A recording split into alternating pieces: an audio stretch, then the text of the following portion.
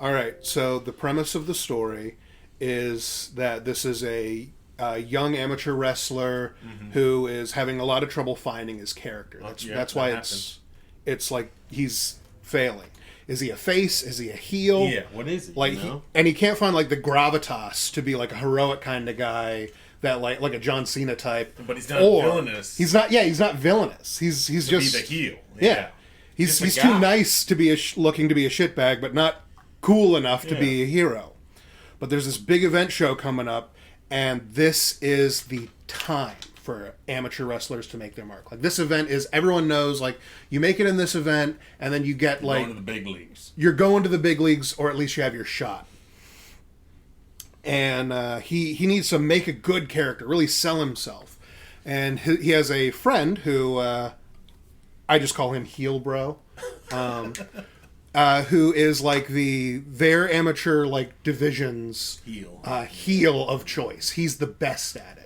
And his character that he plays, he has a big gold tooth that is part of that he lost way back, and now it's fake. And partway through the fight, if someone hits him in the face, he like digs around and then he spits his tooth out, and then that's how like the audience knows, he's gonna be serious now. It's real, man. Yeah.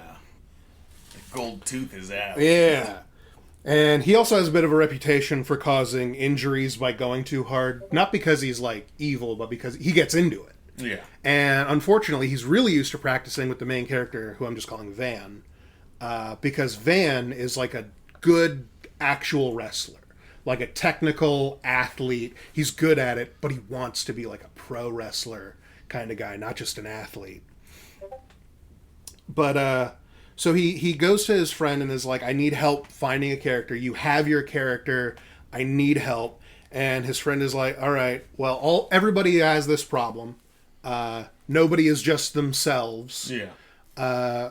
But I know a guy who really feels like he fucking found his character. He's the guy to go to talk to about this. And so they go to their friend who is wrestling up in the ring. And he grabs you see two pair of hands grab a metal chair and then reach under it and pull out a pie and pan up to reveal that the wrestler they're going to is a clown. And he pies that motherfucker in the face. And he honks at him. And they're like, hey, you guys free for a second? And he's like, yeah, what's up? And they also know that this guy is not only the guy that you come to for character work, but he's also like the drugs guy to go to. So Drugs the Clown, as I call him. Drugs the Clown, they get advice from him, and he says, well, brother, you're looking towards the darkness in the future. What you need to do is look at the darkness within yourself so you can repair yourself. It's like vaccinating yourself against the darkness. You need to do an ayahuasca trip. That's how you'll find yourself. And unfortunately, these are two young, pretty stupid dudes they're amateur wrestlers. They start doing ayahuasca and they're like, and a little bit of coke will be fun with that. Yeah, of course. And, a little something of everything else. Yeah. And they go on this real long trip, they think. And then he has it. He knows his character. He's going to be a werewolf. He's going to be like a nice guy, and then there's going to be like a night, like the full moon will come, and he'll be like, oh no. And then he explodes into his heel character, the werewolf. And the heel bro, he's so into it that he's like, I wish I thought of that my fucking self. That is beautiful. It's inspired. It's also a pretty popular gimmick that already exists. But they think it's very original. I specifically stole it from the Glow and show that Mark Maron and it's a really good series. Love Glow, but that's where I took it from because I do like the idea. It's a lot of fun. That is a fun idea. All right, so the next thing that they have to do, how do we sell the werewolf gimmick? Yeah, that's a tough sell. Well, they decide that. Well, first things first, how do you turn into a werewolf? You get bitten. We need to make a werewolf scar on you. Well, how do we go about this? We need a wolf. We need a wolf. but they think if we go out to the woods, we won't find a wolf, or worse, it'll bite you, and it could be like somewhere that you can't just show the audience. Yeah, no. We have to control this wolf bite. We need a controlled wolf environment. We need a controlled wolf environment. There is that weird taxidermy place in town that I'm thinking is going to be like mummy themed, like a Queen Tut, like taxidermist, home of the taxidermid. It's a pyramid made out of taxidermied deer, I suppose, probably. Antlers and, antlers and shit, just forming a giant pyramid. I see it. So they, by the way, they're still going. This is part of the same, yeah. They're still high off of whatever they were taking. Yeah. So they think, well, if we're going to go in there, they're not going to let us do that. We have to break in. And I don't do any break-ins without a drink in my hand. That way, when the police come, you can say, I was too drunk, I thought I was at home. Good alibi. That's their plan for getting out of police trouble. So they go and they get this this liquor that they got while they were out gallivanting around, because they were like, oh, this is on theme. Look, it's tequila or vodka that has silver shavings in it. And they're like, that's sick. Let's fucking get it. And they have the bottle, and they're getting ready to break in the taxidermist's office. It's actually open. It looks like this place was open late, and then maybe the person just left. They didn't lock the door because some of the lights are still on, and they go in and they sneak around, and they're looking at all the creatures. And unfortunately, what they find is that wolves' heads are not like huge. No. Especially the wolves that make it to a taxidermist's office. Yeah, they're not going to get taxidermy to the point where their mouth's going to be so open that you can shove a full-grown man's arm in there and get a good bite. It's a real problem. Yeah, that's a problem. But while they're looking everywhere, they open the freezer, and there's a new carcass. And it appears to be a giant fucking wolf. Oh, no. Yes. Oh, no. So they think briefly, okay, we're just gonna like put that on you and then just like chomp it real quick. Yeah. Yeah. Like a stapler. But this thing's mouth is so filthy, they just pour like just alcohol. the alcohol over its mouth and all over the area. And while they're doing that, like the bro's holding open the mouth, and then they just like pop it on him, and then chunk stapler right on the meat of the shoulder. And they're like, and they pull it off, and it's big, and it looks kind of bad actually. And they're like, it's perfect. And then when they put the wolf's head back, they realize like, oh, like the part of the mouth that didn't get cleaned, you can still see it's all shitty, is where his hand was holding it open while they poured liquor on it. Yeah. And then, oh, his hand actually fucked it up somewhat, like, you know, holding a wolf's mouth open over a guy. Got a little bit of a cut there. Wrap it up, and they're both wrap it up, and they're like, yeah! And they fuck off. They go home. Mission accomplished. They're so happy. They think that it's great. Which, as I usually do, don't do that, please. Anyone? Yeah. No, break into your local taxidermy office. Don't do any of this, obviously. Well, specifically with like a carcass, because I don't think a little alcohol dab is gonna be just no. fine. It's breaking down on a chemical level. It's the Goldschlager you brought with you. We'll clean up anything specifically on that wolf mouth. I was just gonna the say, wounds it leaves behind. If anyone didn't know, rabies is like 99% lethal if you don't have if you're not vaccinated. So I mean, it's 100% lethal brain. once symptoms set in. Yeah. It's the deadliest virus in the world. You don't There's survive like rabies. 5 people or something in history who've lived. Really? There's like a handful of people who somehow just survived. And I imagine that they're half X-Man. They got something else. You don't make it through rabies. I don't know what state they were in afterwards. It's just The brain probably fried a little bit. I'd probably, like, if I owned like a car dealership, it would be like, I'm Rabid Dan, and I survived rabies, and I survived, and I'll survive these deals. These deals. These deals are insane. Oh man, Rabid Dan. Yeah. I'm frothing at the mouth to sell you this. With these prices.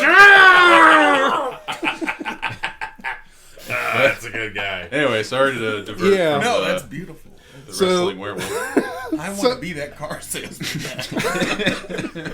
So the next morning, the van wakes up and he sees the wound. It looks better than he did last night. It's better than expected. He thought it would be real bad, but he covers it up and he starts like making it so he's like, this bandage I'm going to rip off during the fight and before I transform, and like I just need to like get like the prop master to put like a blood pack in it or something. And, Keep it looking fresh. It'll keep it looking fresh, and then, bam, it'll be great. So he covers it up, and he heads in, and it's the night of the event now. And he hasn't rehearsed this? no, this was up to the last minute. Van is not a thinking ahead style man. Yeah. The night of the event, and when like wrestling events happen, it's not 100% fake. It's more like they agreed to play by the right pretend. It's choreographed. It's choreographed. It's not 90%. fake. Yeah. Yeah, which means that like when you go on is important, Yeah. and you have to like sort of argue for when you should go on, and like there's story beats that they want to meet, and that's when you go on. And the heel bro, he is feeling so great.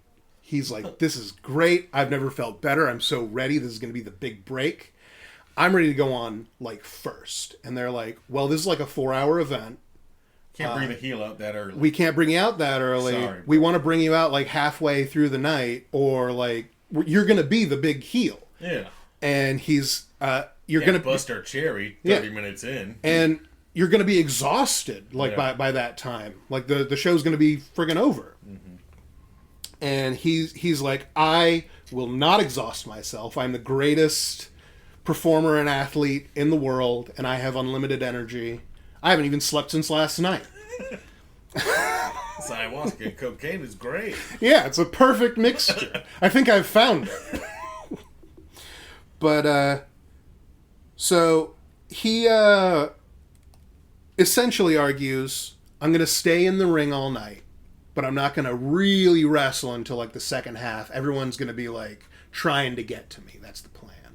And he goes out on stage, and that is not the plan at all. He's just like, yeah! Powerbomb! And he keeps doing the move that he keeps getting yelled at for doing because it's too dangerous. The risk of injury is too high. I don't know what it is yet.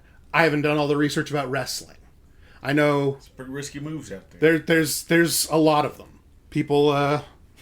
Lots of deaths in the ring. There's a reason that they say don't try this at home. Yeah. They get fucked up, like, depending, you know. Oh, yeah. Either receiving or because your signature is X move, you're fucking yourself up every time you do it. It's horrible. Like, what's his name? Chris Benoit? Oh, yeah. That was just him slamming into his head again and again. Yeah. And he killed his whole family because he knocked his head crazy with concussions. Oh, Yeah. no! I wasn't going to say it. I was going to say look it up if you want to be sad. Oh, no! But, you know. Let's cut that part. Look it up if you want to be sad. That's so sad! Well, yeah. Yeah. So- that happens. So the... Shouldn't make a head bomb as your signature. move. That's the moral of that story. It causes brain your, damage. Your signature move shouldn't be give myself multiple concussions every week. No. It's certainly not anything that'll give you any longevity in the career. Yeah.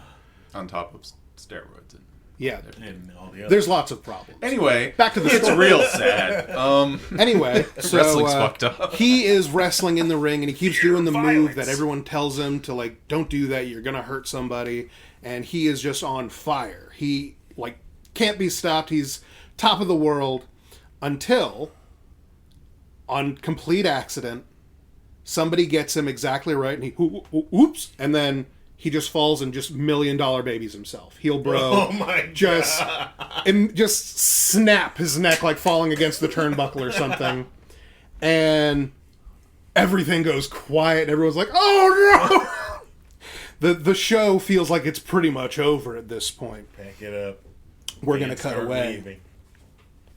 Or no, he gets $1 million babied, and as medics are like rushing onto the thing, the ringside medic is just like, oh, can you hear me? Can you hear me?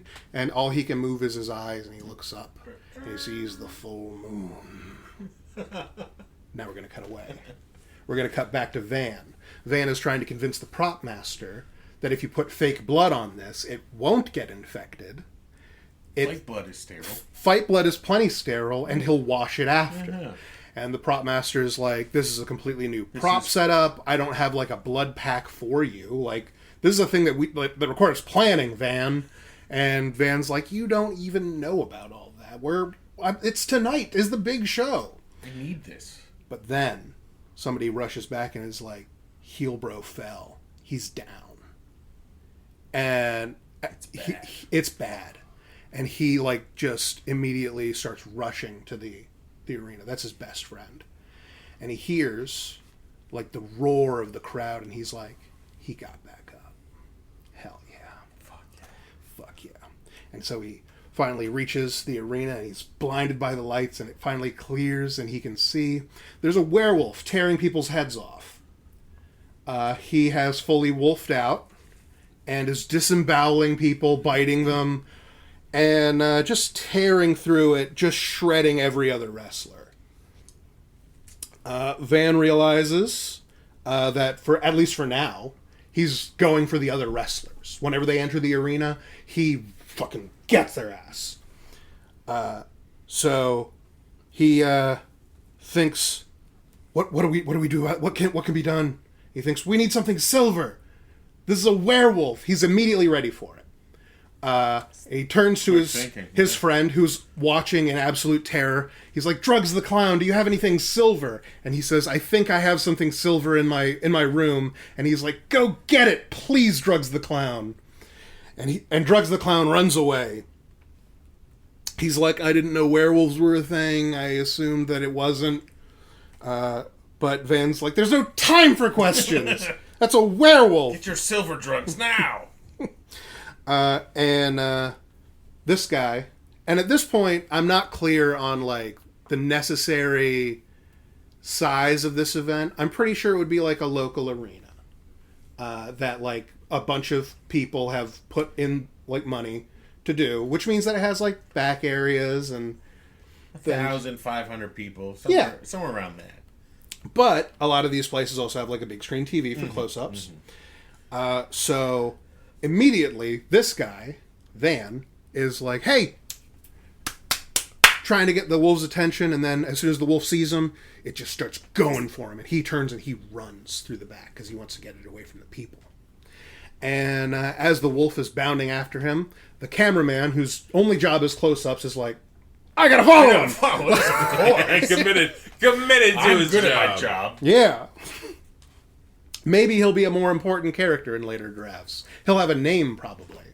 No, cameraman's fine. Cameraman, though, he is chasing them as this. He's running all through like the back halls that like surround the actual arena. And the wolf is just like tearing after him, and he's only barely escaping. And he knows he just has to buy time. Drugs the Clown says that he has silver. That means he has silver. And he circles back to the arena, and then he sees Drugs the Clown has returned from his locker room. And the wolf's right on his heel. It's about to heels. It's gonna be right on him. Do you have the silver? And he's like, I do. And he pulls out the exact same bottle of silver vodka. And he's like, you motherfucker! That is not what we need! We need a bullet! You got silver flakes and a bunch of alcohol. Yeah. And as Heel Wolf has entered the arena area again, it sees in the ring is a wrestler. Drugs the Clown is holding the bottle. Like, I got it! Which means that the werewolf's going to get his ass. And it bounds past Van and immediately into the arena. And he's just clawing Drugs the Clown, just tearing at him. And he's like, oh, no! And luckily, it's like, you know how clowns have the big baggy outfit? Yeah. That means that it's like just getting torn away. And it's revealing like all the scarves and like bowling pins balloons and fake flour. All the shit that he has in his suit is getting torn apart by this werewolf, and he's like, no, my props! But he sees this werewolf still has the gold tooth in his head. And he takes the bottle and he's just going to whack his ass in the face. And he smashes him in the face with the bottle. And unfortunately, a wolf's mouth is like a snout. So if there's like, say, a canine missing, there's a pretty like open space there. And the bottle smashes out the gold tooth and goes right into the mouth. And the wolf just bites down further on his arm. And just starts like shaking him. Like an animal until he eventually throws Drugs the Clown out of the arena. Perhaps sans arm, who can say? All that we know for sure right now is that the bottle is in the wolf. Oh no! The entire crowd is still there, unsure of what's happening. Yeah. Because this is a wrestling event, it's supposed to be fake, and this is very over the top. We're blurring the lines between fake and reality. Yeah. This is really good props and stuff, I did not man. expect this tonight. Look at these special effects. Look at them go. Yeah. And Van is obviously still dressed like a regular guy, so he doesn't look like a wrestler. So the heel wolf is like looking around, and now all the wrestlers are handled by the wolf. And he's seeing that the only people still standing, he starts looking over the crowd. Not the crowd. Yeah. Not the fans. And then Van is he's doesn't know what to do. He's like, I gotta do something. Can't let this happen. And he looks inside himself and he finds his bravery, but more importantly, he finds his showmanship. He knows exactly how to handle this. You gotta wrestle this werewolf. As the wolf gets out of the actual ring and it starts moving towards the crowd, growling, ready to eat them, he sneaks up into the ring. He grabs the mic. He calls out Heel Bro and says, "You're aping my fucking gimmick, bro. That's mine." And he turns back, and the werewolf turns back and sees him, and he sees his friend in the arena. He takes off his shirt so that he knows this is wrestling time. I'm not just a guy. And he heads back into the ring, and he gets up in between the ropes, and as he's moving onto the ring, he looks more wolf than man, stalking up to him as his friend enters the ready position to wrestle him, and the wolf rises to the same. Dun dun dun! And he wrestles him, and they wrestle, and the crowd goes wild. Yes. And as he's wrestling, the wolf has the upper hand, but this guy, he's a superior wrestling mind. He's good at wrestling. So every time the wolf gets him in something, he can turn it around. But then it's a werewolf, so it's much stronger, so it just busts out. Until eventually it starts to try to put him into the move that it did on all the other wrestlers that was too dangerous. It was going to cause injuries. Now a werewolf doing it, it's going to kill him. And they're struggling, and he knows it's going to happen. He's like, oh no! And at the last moment, he's able to figure out how to turn this around, and he slams the wolf on its stomach into the turnbuckle, shattering the glass in its stomach, and the silver-infused alcohol surges through its body, causing the werewolf to expire. Perhaps it explodes into liquor and drugs. And golden or silver flakes. Yeah, and silver flakes. Glorious. He declares his victory, exhausted and scratched up and bleeding, and he goes to try to check. Showered in the silver flakes and werewolf blood. Yeah. And he runs over to his friend the clown, and he's like, "Are you okay?" But he's getting tired. He can't. Everything's getting very. I think something's wrong, and he passes out. Now at this point, probably going to reuse a lot of the scenes from whatever drug trip I used earlier. A lot of the imagery as he fades in and out of consciousness. Maybe the voiceover line is like, "You have to look at to prepare for the darkness ahead. You need to look at the darkness within yourself.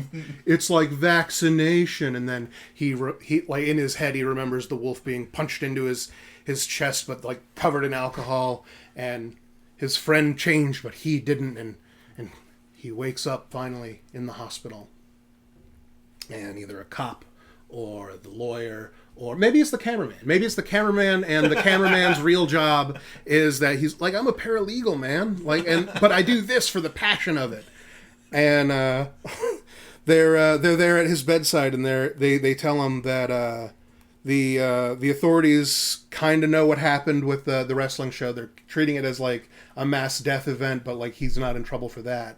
However, there's a lot of footage of him walking into the taxidermist office very illegally, and he sees that he's handcuffed to the bed. He was dealing with like a lot of biohazard materials and stuff that like it's illegal for you to do that. We're not worried about you getting sick. That is like he needed special clearance to have that giant wolf.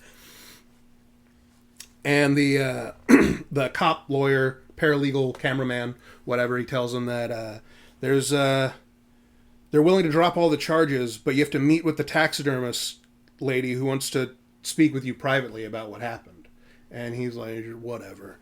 And he's like, my life is over. Like, I'm not going to be a pro wrestler. At what was supposed to be like a big premiere, everyone died. Not great press. It's simply not going to happen, and he knows it. He feels his life is over. Doesn't matter. Yeah, I guess I'll meet with the guy. Or he's depressed because he knows he'll never top wrestling a werewolf. That was his former buddy. Who would? Who will? Yeah, who can? So... best wrestling night of his life. At this point, we time skip ahead. And the saddest. We time skip ahead to like a big fake, huge wolf head mounted onto a champion belt that this guy is now defending in like a local arena. And he like wrestles like a bunch of guys who have like zombie gimmick and a vampire gimmick and stuff. And then at the end of the thing, he's just sitting there with a towel with everybody explaining, like, yeah, so I just, like, mentor young wrestlers now because there was a horrible event that happened, and I know, like, that's simply not for me. And they're like, well, you're doing good work out here in different city than we started in. And he's like, yeah, it's just, I used to be back from other city. I was from original city, but, I just had to get out of there after a horrible event.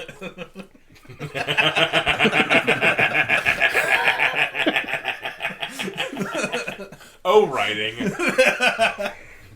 But he goes on to explain in like voiceover at this point, like how important it is to have a character, and once you have your character, everything else sort of falls like out of that, and you just have to get to know your character.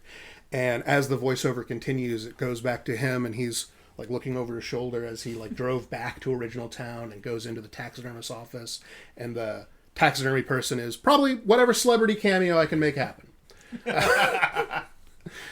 It's Richard Grieco for all I know. It's just it's guy. It's some guy, some famous lady, person. Yeah.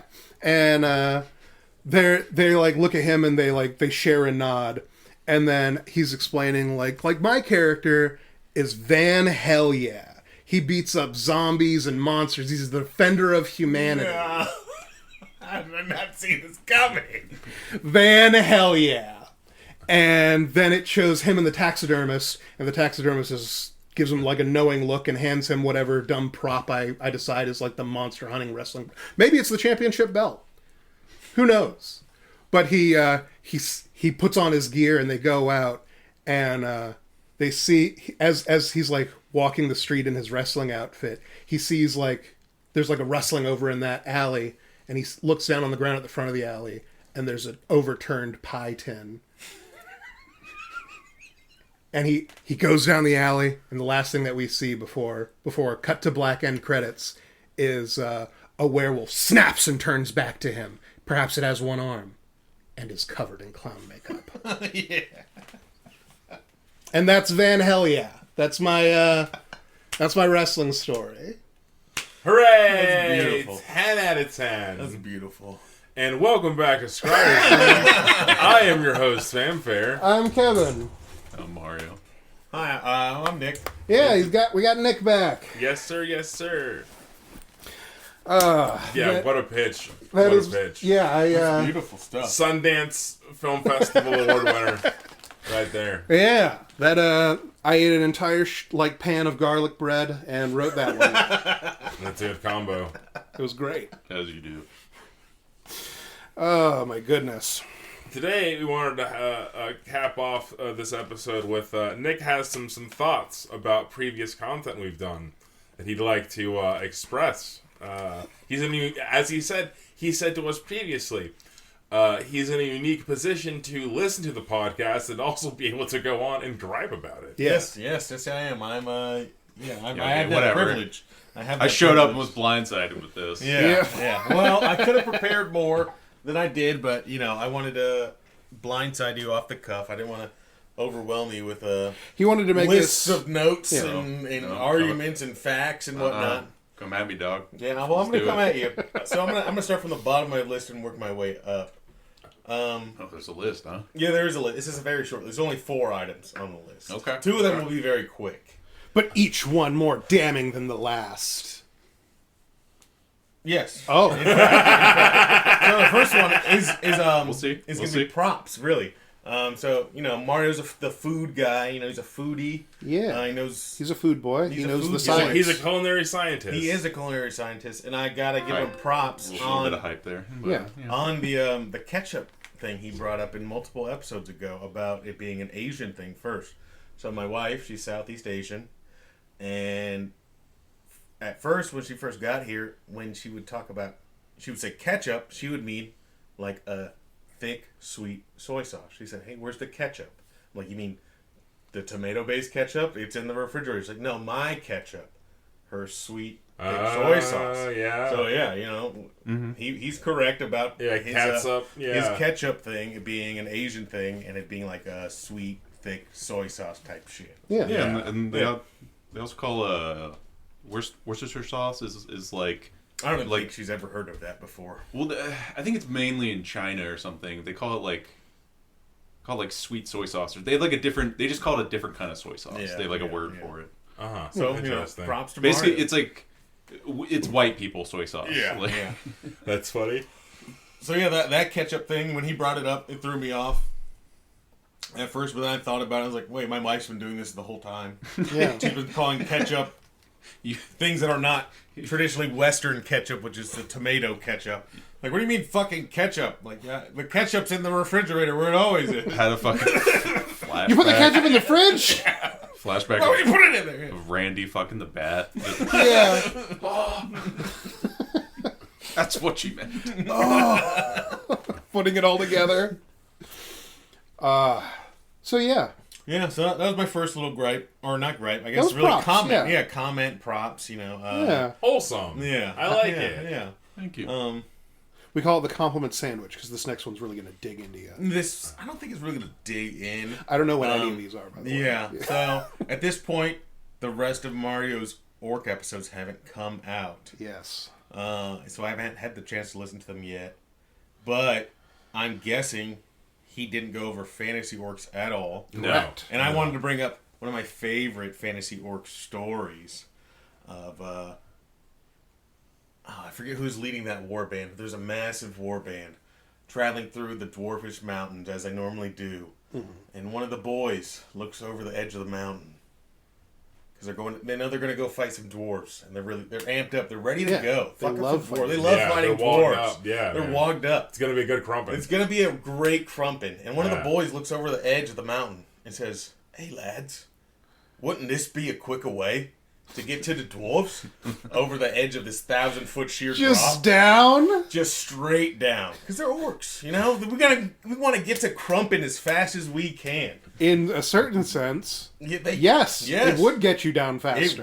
It will get them down faster to crumpin' the dwarves. You can't underestimate, how low the average intelligence of an orc is. Right. Comedic. It's in canon in some stories that, some orcs can't count higher than 3. They don't know more numbers. 1, 2. I know 3, but I don't like. Is that trees or 4? Yeah, tree. How many trees is that? Tree really just means something like more than 2, but less than lots. Pretty much. Yeah. It's there's 1, there's 2, there's 3, there's many. Yeah. That's all you need. That one orc brings it up to the attention of the other orcs around him and behind him, and he proceeds to go over the edge of the cliff And they see how fast that boy is going to get to Crumpin the dwarfs. Taking the wrong message from witnessing him. And the rest of the orcs proceed to jump over that cliff to get to Crumpin the dwarfs faster. And one of the largest wogs that would have ever plagued the mainlands. Just all lemminged off a cliff? Just all living Living off a cliff, man. They died? They all all of them? died. Of They course. all died. I don't know what else I expected to All happen. died. It was a massive wog, too. It was huge. Can you imagine Hundreds the of dwarves? thousands of orcs. The dwarves like looking with like their crazy like arcane runic like spyglass, and they're like, "What are they doing?" They appear to be going off of the edge of the cliff. They're climbing down. Oh no! No, not climbing. Go. Oh my god! Another one.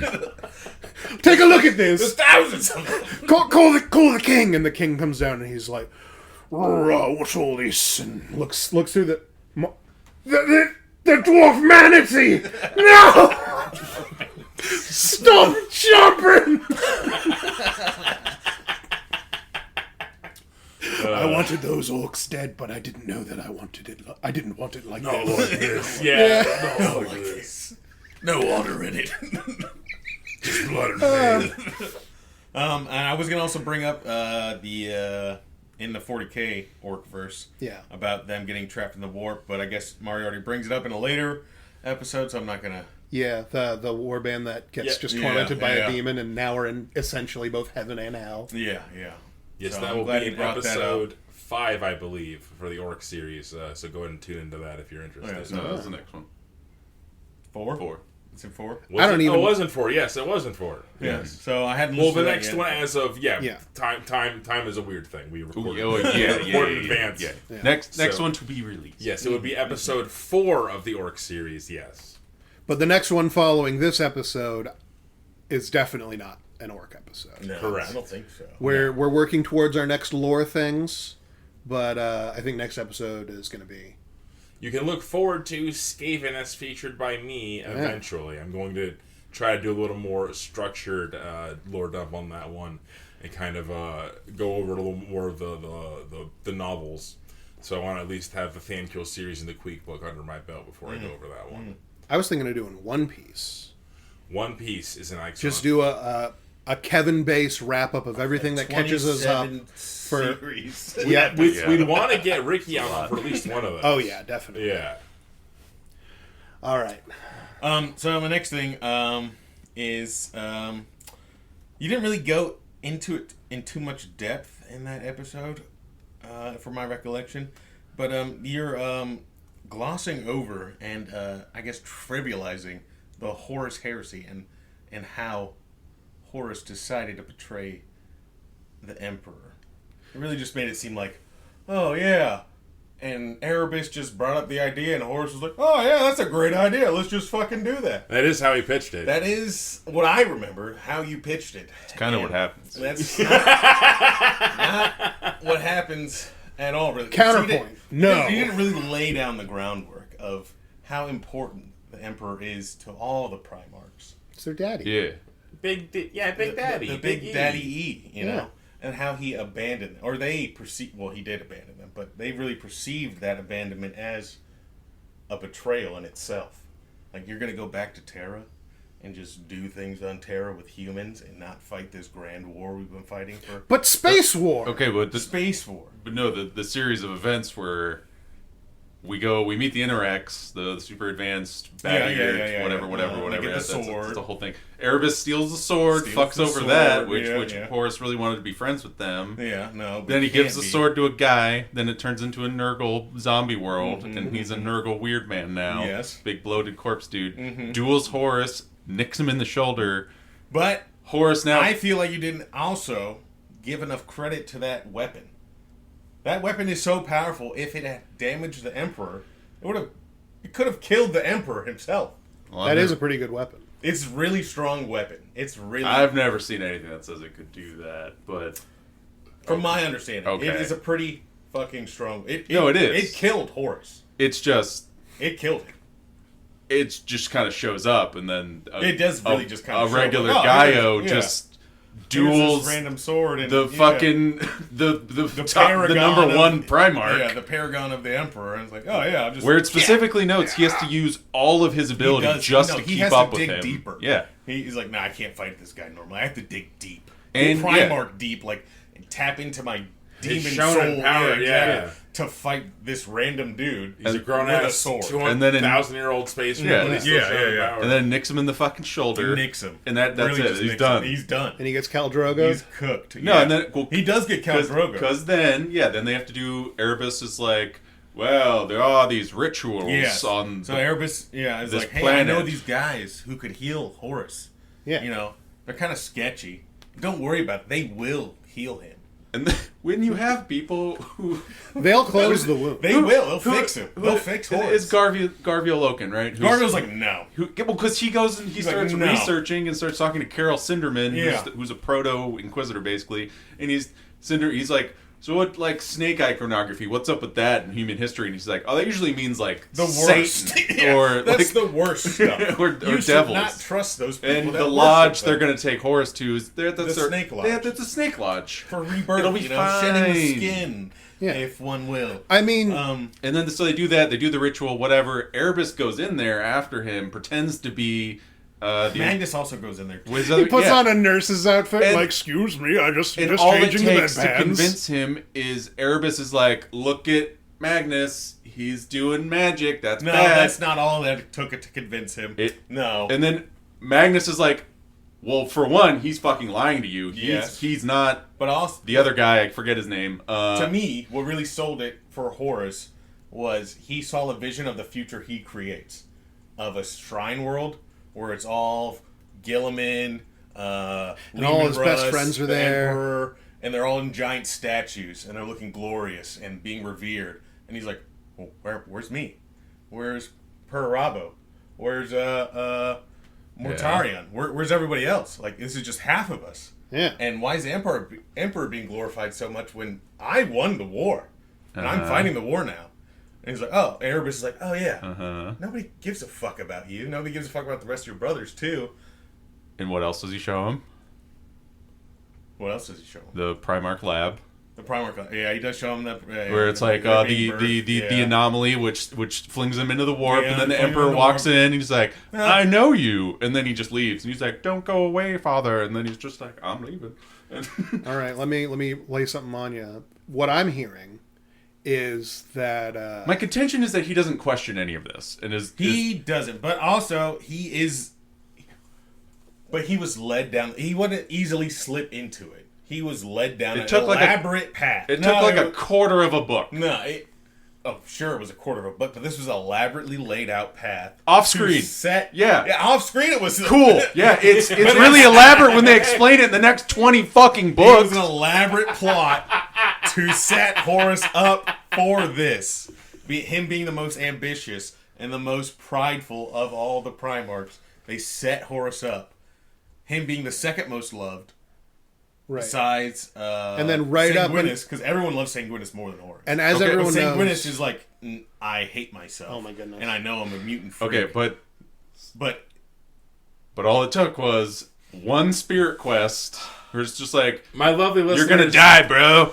Also, you should fuck over the Emperor hates you, bro. Like, look at you should be in charge. He's like, you're right. Done. He thought the Emperor had betrayed the Imperium.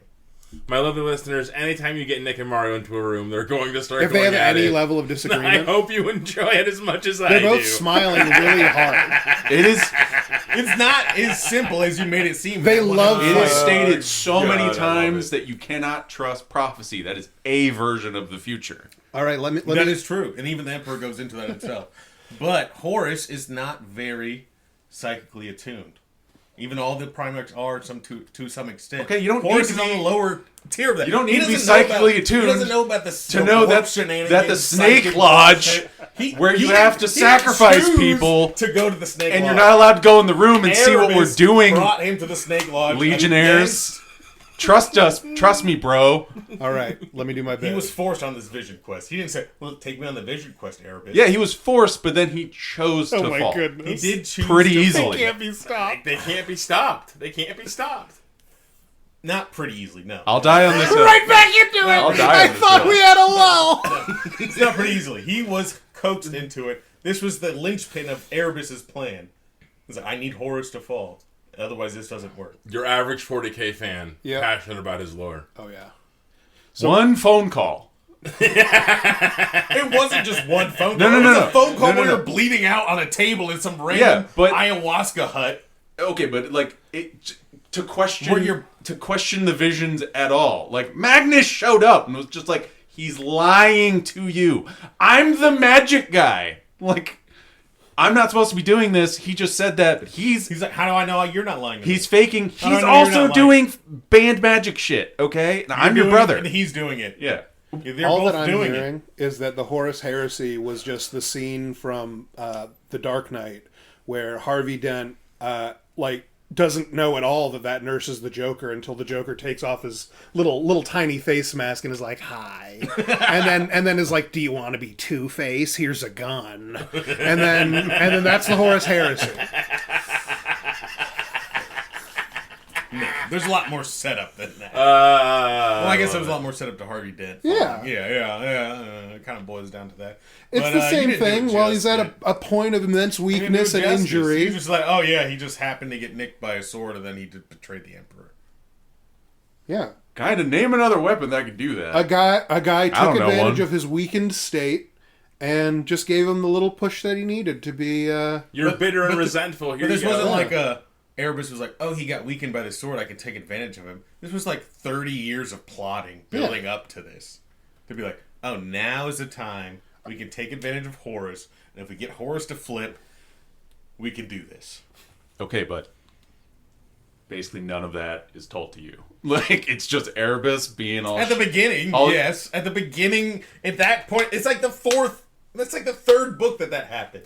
I want to say it's Well, the second. It's like the... In the first Wait, one... Horus Rising is the first book, I thought. Yes, it Oh, is. yeah. It's in the first book. They don't Yeah. have time to build up the rest of the story. Yeah, so therefore it happens pretty fast, yeah? No, it does not happen very fast. Because the books don't go in chronological order. They jump around. But yeah, if you just read the first book, oh yeah, Horus is just a pussy and he just flipped on the Emperor so easy. It was pretty quick. Well, because that's where they started the story.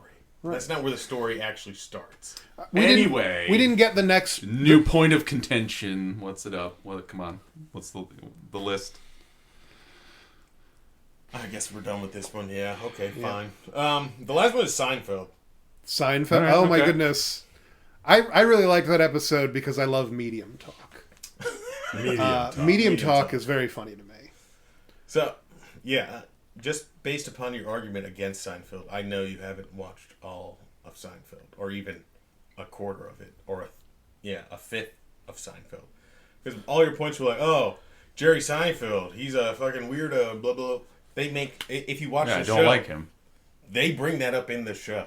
Like, Jerry, I'm unlikable. yeah, he's not an actor. He's not even good at being an actor. He's just a goofy, weird, random He's guy. comedy shaped. He's comedy shaped. They bring that up in the show. That's good that they're aware. yeah, they are completely aware of what the show is. Yeah. And in the show, around why- the third, fourth season, in the show, they pitch the show Seinfeld in the show. Oh. Like, what if we have a show that's about nothing? It's about this. It's What we're about doing right this. now. Yeah. What if we pitch Seinfeld in Seinfeld? I mean, that makes Okay. sense. Seinfeld is about his early career, so obviously at a certain point they run out of NBC before comes the to show. him. Yeah. And he's like, hey, you want to make a show? And he's like, well, what do I do for a show? And then George is like, what if we make a show about nothing, about this conversation we're having at the coffee shop? He's like, how do we make that a show? He's like, remember that time we went to the Chinese food restaurant and nothing happened? He's like, yeah, that was kind of funny. Maybe we can make a show out of nothing. That's like on a hoarding episode too. That's pretty on the nose. I like that. That's Yeah. funny. It's a very... Okay, but why should I like Seinfeld, though, because of that? If you can take more of it, perhaps you'll be a nerd to the off-putting nature of Jerry Seinfeld's comedy. Inoculate yourself. Well, to so, his like, I don't Yeah. know, because... If you look, if you're looking at the you look darkness deeper in the into it, future, Well, It's better you must than look at the gave it darkness credit. within. Okay. Well, How do you feel about the Big Bang Theory? Big Bang Theory's The Big Bang Theory. I'm taking over right now. The Big Bang Theory makes me so mad. Well, there is no greater example of cultural appropriation in this world than the Big Bang Theory appropriating nerd culture. Well, yeah, Big Bang Theory is for dumb people who want to think that they're smart people. Well, based on your argument, I can tell you haven't seen the whole show. I haven't. Oh, I was going to bring that up. I was going to bring that up. That was going to be my first thing I said until Tony took over. It's like, I can't. But if you watch more of it, you could look deeper into it. Hey, I watch more of it. And I will still hate that show. I have something for you. It's not great. I have seen all the Big Bang Theory. Oh, there we go. My grandmother watched Insert it. Insert Seinfeld to what you just said. And no, it doesn't. You don't like it anymore. If you watch all of it, it doesn't grow on you. The Big Bang Theory. I mean, a lot of people disagree with you. Yeah. The Big Bang Theory exists for parents to attempt to relate to their kids. Yeah, it's like, oh, they're just like my kids. They're nerdy. Yeah, it's it's a trap. It's poison. It's appropriation. I don't like it. One of my big problems with Big Bang Theory is that the only But Tony, give us Young Sheldon. The only Spin-offs! Great! The only version of like character development that they treat as a person improving their life is the nerd. No, the nerd characters giving up parts of their nerd character, like that's identity. not. Yeah, that's a terrible. And it's treated every time as, I guess I gotta, because that's what I gotta do for this. Grow out of the things for this that I blonde love. waitress who is only mean to me. I gotta grow out of the things that I love for it. Yep. And do you remember that one guy on YouTube who was like a complete degenerate and would like do like us? Yeah. That got me. I just remember him doing some weird anime waifu shit, and it's like he makes a shit ton of money doing some programmer big boy job stuff. He pays his taxes, he pays his bills, he has a pretty cute girlfriend. Why can't he just do degenerate anime weeb stuff? Well, who is he hurting? Why does he have to give that up? Because for you to feel like he's grown up, get the fuck out of here, man. He ain't hurt nobody. Yeah. Like, I don't know, man. If you're paying your taxes, you're paying your bills, you're not hurting anybody. I don't really care what you're doing. Even if it's like, I don't know. What about watching Big Bang Theory? Like I said, I just don't think appropriation should exist on that level. I can't condone it. Not good. And it's not fair that you would compare Seinfeld to Big Bang Theory. It is. That's just a low blow. I was just you have to admit. I was just demonstrating why your argument was flawed. Yeah. Okay. Yeah. Okay. I can see why that part of the argument is flawed, but Seinfeld builds upon itself. Have you even seen the last episode of Seinfeld? Do you know what happens at the end of Seinfeld? No. Why would I have seen that? I can't. They all die. I can't even imagine. That would be a great ending. The island was a dream the whole time. So they it starts off as they're being generally kind of. The last episode they do something like no, something happened. They build up slowly over the seasons. They're like, yeah, these are generally bad people, and they get worse and worse and worse. And at the end, it culminates together that they end up all going to jail because they're shitty people. Oh, damn! That is a season finale. That is a season finale. And that's how the show ends. Oh. They all end up in jail because of who they are goodness. and how they've developed over the seasons. And it just ends with them in jail? Yeah, it ends with them in jail. And all the people that they've wronged throughout the seasons come back and testify against them. And it just, they culminate it all together to be like, yeah, these people aren't great. And something should be done about it. And what this one small town, they passed some silly law about like a Good Samaritan law. And they watched a fat guy get robbed. And they just filmed it and laughed. And they used that as evidence against them. But then, yeah. A bunch of people came to testify against them, and they're like, if these people are a blight upon society, it should be jailed. And then they are jailed. I just had a brain blast. It's great. Do you know how Curb Your Enthusiasm ends? No, I need to finish that. All that I know about it is that it sort of ends similarly, except at the end, that would make sense. They don't go to jail, and Larry David says, "This is how we should have ended the other thing." And I think I just got it. It just all flooded back to me. There you go. Oh man, Curb Your Enthusiasm. I also need to watch. Yeah, I have not watched much of that at all. That's on the backlog. A blight on my record of. What's the Everybody Loves Raymond equivalent of Curb Your Enthusiasm? I don't think Medium Talk. I don't think there could be one. There absolutely must be. This is an environment with niches. I don't know shit about that show, man. I never. Everybody Loved Raymond is like an Italian American.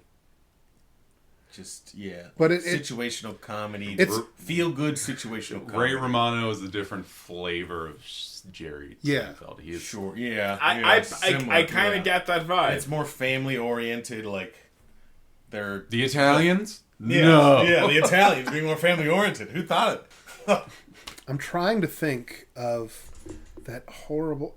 It's not King of Queens. That's Kevin James, right? Yeah, that is. But also another point. You don't get shows like Always Sunny if you don't have Seinfeld first to lay the groundwork for them. Okay. So we were talking about this. Seinfeld. Seinfeld is crucial. About how Seinfeld changed as it went on. Seinfeld could exist. I just don't want to watch it. You should watch it. By the end of Seinfeld, it's like a transitional species between Seinfeld and Always Sunny. Like it's by the end of Seinfeld, it is like early episodes of Always Sunny almost where they're at being terrible people. It's like if there was like a 0.5, because how Always Sunny is they get worse and worse and worse as it goes on.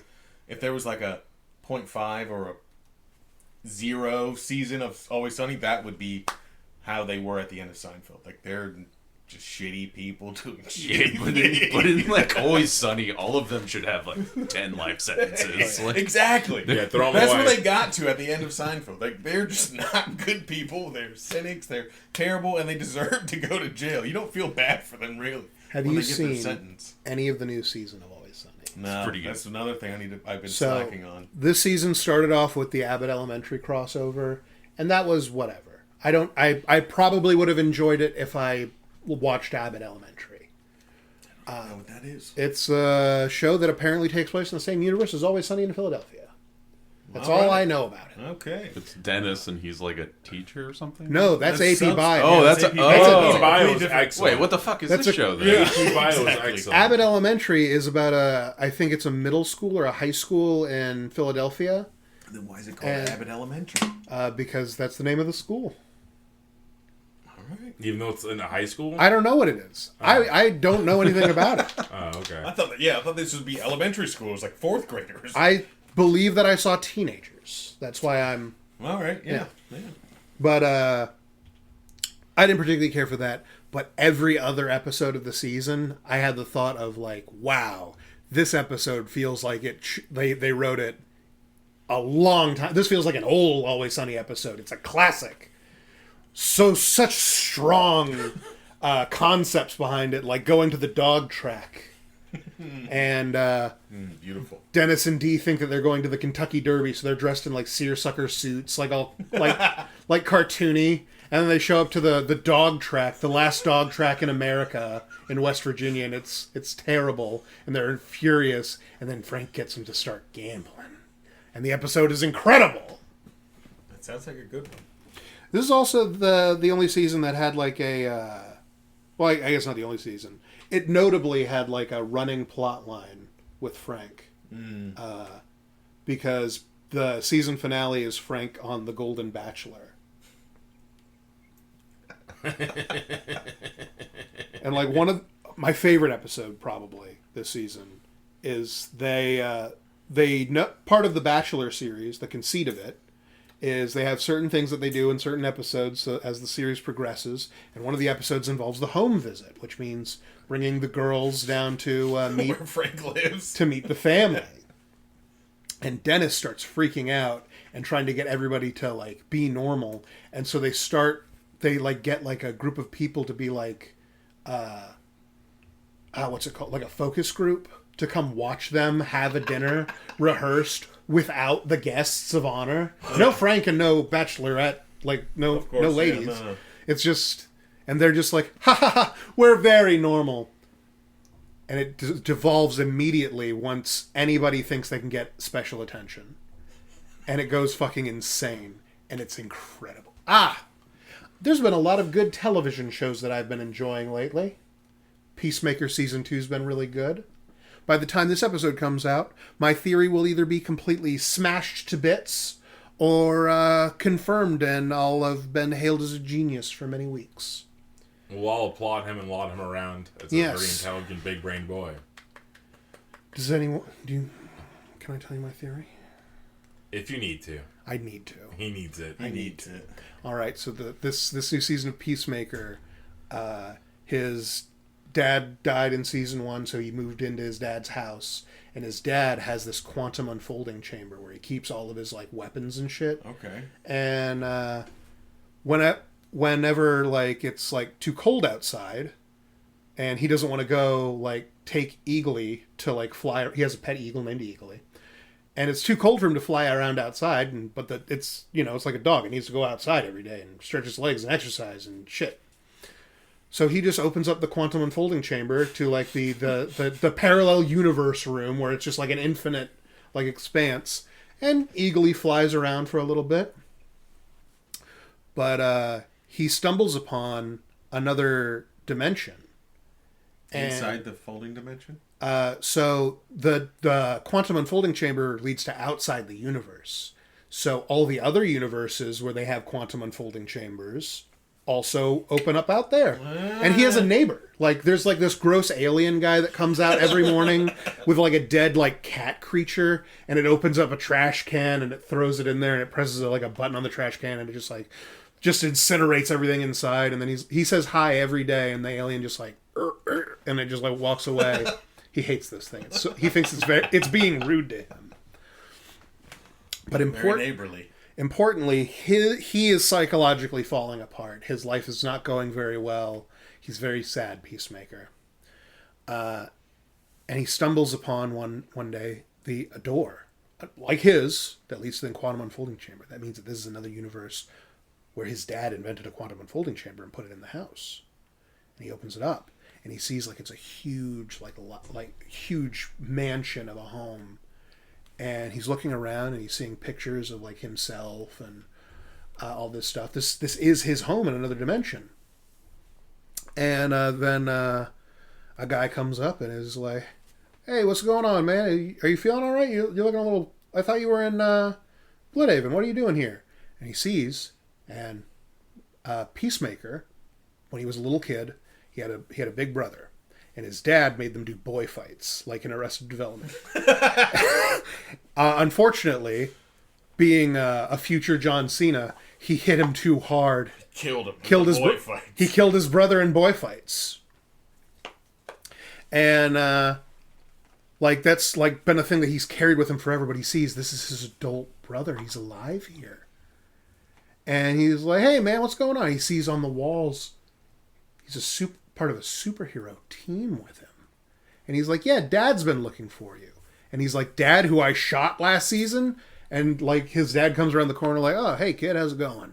And he's like, and he just, "Thought you were in the other town over." "Oh, all right, well, bye." And then he fucks off.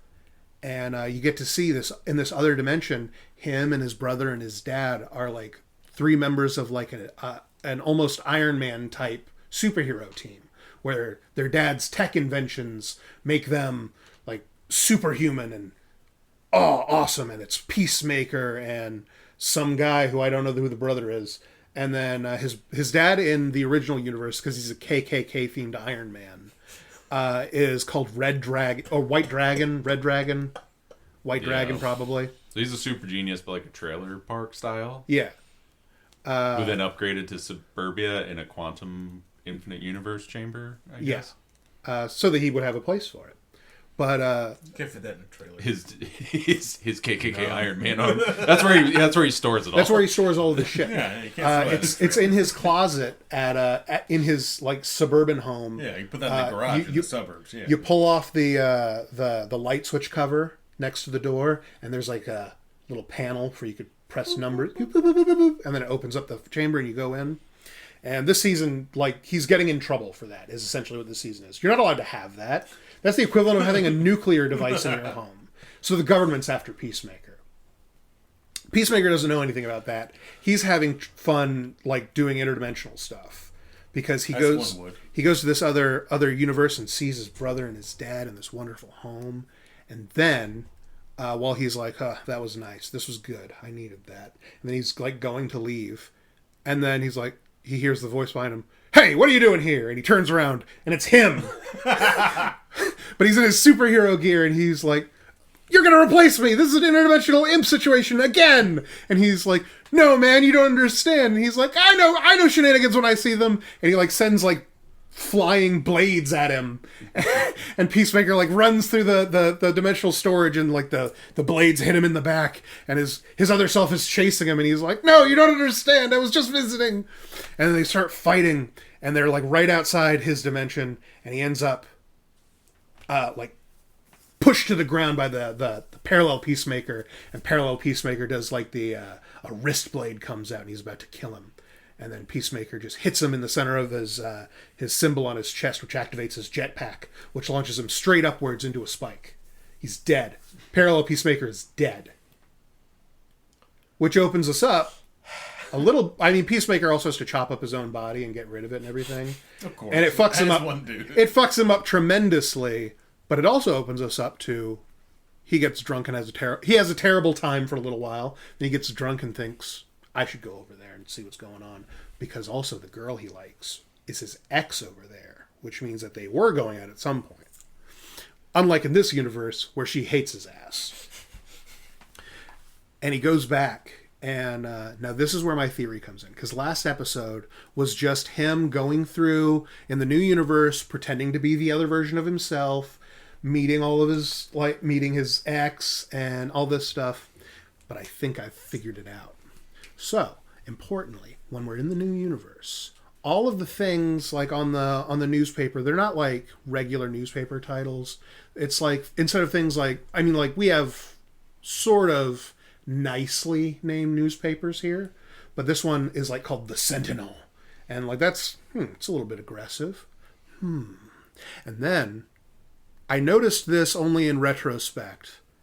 Every time we pass by an American flag, it's mostly hidden. You get to see like the edges where the stripes are, but you can't see most of it. You can't see how many stars there are on. How curious. And then, while he's riding his peace cycle down the street, he has a peace cycle, and it's awesome. Everyone loves him, and they're all chasing after him like, "We love you, Peacemaker, you're the coolest." And a little kid is like, "I love you, Peacemaker." And he's like, "I love you too, random citizen." And the kid's like, "I love you so much." And he's like, "That's a little weird. We're going to skip over that." But importantly, you see like all the civilians in the background are like following, like, "Yeah, we love you." And I noticed something that they all had in common that we'll get to in a moment. As we're going through, everything seems pretty cool in this universe. It seems to be a really, really cool place. If you're Peacemaker, certainly. And he goes and he meets his, quote, ex, because he's trying to, quote, work on himself. But really, he's like, "I'm a totally different man," because he's a totally different man. He's a totally different man. So he's meeting with her, and it's going really well.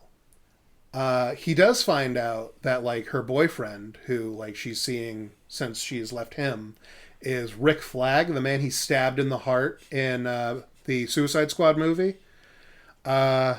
He killed his ass, and then now he's seeing him dating this girl, and they get the same actor back, so it's fun to see him be like awkward, like, "What are you doing here, Peacemaker?" And he's like, "I'm here to talk to Amelia," and he's like, Oh yeah, yeah, bro. Yeah, because Stab me in the heart again.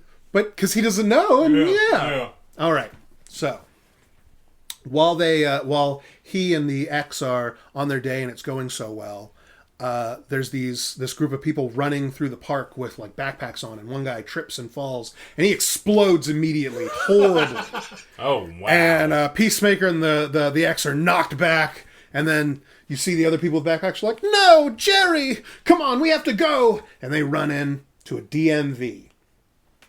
And they start taking fucking hostages. And some of them go upstairs and they're taking off their backpacks, revealing this bomb. They're making bomb out of this mysterious chemical that I'm sure is relevant to DC Comics, but not real in any way. But they're making this bomb, and they're like, "We got to do it." Yeah. And Peacemaker is like going to the cops, like, what's happening? What's going on? And they're like, they're taking hostages in there. It's this terrorist group, the Sons of Liberty. And the Sons of Liberty are saying, like, this isn't how this country used to be. It used to be different. And until our demands are met, we are going to destroy one governmental branch every day. And Peacemaker, like, looks to everybody else and is like, well, I'm still John Cena playing a superhero. I got this. And he just sort of is like, I'll handle this. And everyone's like, no, Peacemaker, you don't have your peace armor. And he's like, I'm just going to go help this guy in the building next door, help him get all the animals out of his place, because it's like a pet shop. I'm going to help him with that, because if that place blows up, the animals. And no one believes him for a second, because he goes in and is like, hey, can I get up on your roof? And the guy's like, but my animals! And he's like, the animals are going to be fine. If I can get up to your roof, it'll be fine. And he goes through and he just ices all of the terrorists. And he goes into like a detached murder face while he does it. It's very fun, but he does not look fun at all. It's like a slasher movie starring John Cena for these terrorists. Oh no. But he does that and he comes down and they make mention of like some of the governmental stuff going on. And they mention, like, the Office of Housing and Development. And he's like, housing and development, because back in our planet, it's urban housing and development. And the end of the episode, everything is going so well. And he's like, but I do have to go home for a second. And meanwhile, back home, the government's after him. So things are about to go down. And that's the end of the episode. Now, the thing I noticed that pretty much everyone had in common in the background of this other universe is their race, which was dominantly Caucasian. Mm-hmm. I believe that this planet, this version of Earth, is from one of the many old comics things where they would be like, and this is the Nazi America, and they're going to do the reveal where they pull the flag out, and instead of the 50 stars on a blue field, it's going to be the swastika or something. And that's why his dad, who's a racist Iron Man, is a famous superhero, part of the big three that they have there, because this is Nazi Earth, and that's going to be the big rug pull reveal. I am so confident in this theory that I have said it to anybody who will listen, including a group of people who haven't seen the show. Visually don't seem that interested and have not seen the show. I'm smiling politely. He is, which is nice. Thank you. You're welcome. And with that, we're going to end tonight's episode. Thank you so much for listening. If you enjoyed any of this content, go and give us a like and subscribe on YouTube. You can go ahead and follow me on Blue Sky and Instagram, and you can support us on our Patreon. Have a good night. Have a good night, everybody. Bye. Bye-bye.